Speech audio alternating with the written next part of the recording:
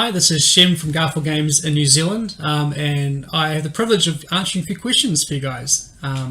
So I've actually got this game set up here for a solo mode that I just filmed, which is going to go on YouTube very soon.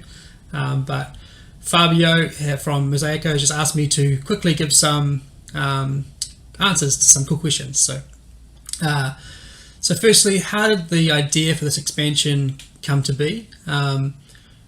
I think with Architects being quite a sandboxy kind of game, we always knew we wanted to expand on it. We had the obvious thing of making a 6th player because we had actually tested it with 6 players originally and we knew that it worked really well. So Age of Artisans added that 6th player. And while we were actually working on Age of Artisans, we had this idea for these kind of new public buildings that people could compete for. These wonders, I think we were calling them, and even in that version they were called wonders. And at that point they were these little tiles that sat here, where you would put your worker on, kind of like the guild hall, and they required a lot of the same skill, like 3 woodcutters or 3 stonemasons, that kind of thing. But as we were working on that within Age of Artisans, we kind of felt like it was a bit tacked on, it didn't really belong with the other elements of that expansion, so we ended up taking it out because it didn't fit. And when we thought about doing a second expansion, we still had this idea of wonders, and Sam McDonald had the idea of maybe there's a sideboard that brings in a few more apprentices. You can see how there's 5 now, 10 rather than 8, and maybe there's a track that can run up the side, some kind of track. Don't know what it does, but maybe we can use it for resources, or maybe it's a area control thing or something like that. So that's where the original ideas came from. And then with the wonders, we thought, what if there were these cool, big, chunky kind of buildings you can put down the board, and maybe they do something that they change up how the spaces work. And that's kind of what we ended up running with. So they, to kind of explain the biggest changes, I guess, that you'll see in Works of Wonder, are the wonders. So they're these new cards that sit up the top. I'm actually showing the playmat here, but these would sit up off the side of the board or up the top of the playmat. And they're public buildings that players can compete for. Let's get that in a shot.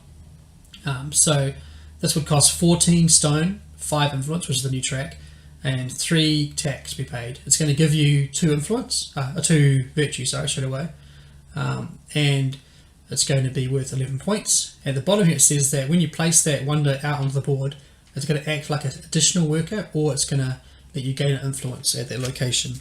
So this one's been placed over at the town centre. So when that player goes there, they basically treat it like an extra worker, or they gain an influence for going there. So that's pretty cool. The influence itself that you gain influence by, there's these 2 new workers on the board, the princess and the profiteer. The princess, when you go to her, you're able to contribute to these wonders. So you give up resources to gain influence, sometimes virtue or reward cards as well. The profiteer, however, when you go to him, you simply just gain an influence. But there are bad things that happen during the black market reset that if you have workers out there, you might get rewarded or punished. At the princess, you actually get rewarded. If you have the most workers, you gain this little bonus. Whereas at the profiteer's location during the reset, if all players who have workers there gain something, then all the workers there go to prison. So they act kind of like little mini black markets in a way. So yeah. There's lots more building cards, a lot more apprentices, and we've got more reward cards, that kind of stuff. So it adds a lot. 6 new player boards, and also 6 unique AIs that you can compete against. So there's a lot in the box. That's good. So the next question would be, how important do I think this is to the game? Does it just expand it, or does it bring something new? I think it kind of does both. It doesn't add too many extra rules. So it's not something that's going to weigh down the game. It doesn't take away from the game. It still feels like Architects, which is what you want in an expansion, I believe. But it adds new ways to do the same thing. So the influence track is kind of interesting. If you have the most influence at the end of the game, you gain 4 gold.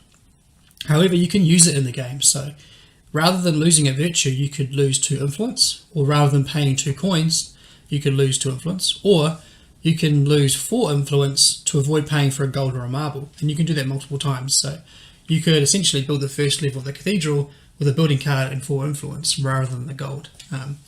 and you can use the silver, which I should have done in my playthrough, I'm just realising now. You can use the silver to pay for debt flips and things like that. So it's very interesting. It makes a lot more choices. You can go to the black market essentially for free by using influence, things like that. Yeah, so it really makes the board a lot more dynamic with these two characters moving around, with the wonders being placed and stuff like that. Yeah.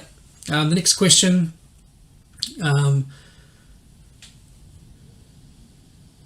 So basically about the solo mode. So the solo mode does completely change from Architects. So we've got a whole new deck of scheme cards. They have a similar kind of mechanically, the way they work is that you turn over a card and you place a worker. But these ones have a lot more kind of if statements. So that's things like saying, if this is true, do this, otherwise do that, which makes the AI a lot smarter. So rather than just capturing when it probably shouldn't or delivering when it probably shouldn't, it's going to do things that benefit it more each turn. So it feels far more competitive and far more intelligent. And the other cool thing is how the new AIs work. So if you've played Paladins solo, you'll know how that kind of resource track works in that one. This basically, every time it gains coins from stealing the tax or putting your workers in prison, it's going to move us to a resource market each space for each silver. If it wraps around, then it gains a marble, which is points and helps it build the wonders, which are lots of points. But this also tells it when it wants to remove apprentices, which column it's going to target. It's going to tell them which contribution it wants to make to these contribution cards, and which wonder it wants to build.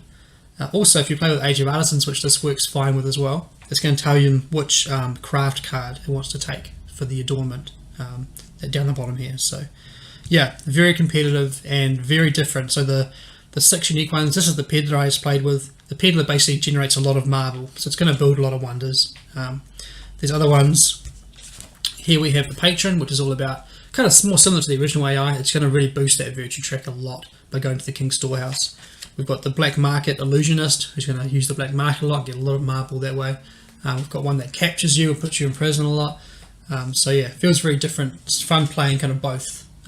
Different character versus different AI and seeing different experiences at the table. And lastly, the last question would be, are there more expansions coming? So for Architects and for Paladins, I think we're probably done with expansions. We don't want to bloat the games too much, just make them as good as we can. But we do have 2 expansions in the works for Viscounts, and they should be on Kickstarter probably early next year, and coming to retail towards the end of 2022. But they add lots of cool stuff. Don't add too much to the game, but just give you far more options, more tension, more agency, and that kind of stuff that we like to add into games. So yeah, look out for those. And thank you for listening. Thank you for your support. Appreciate you guys so much. Bye bye.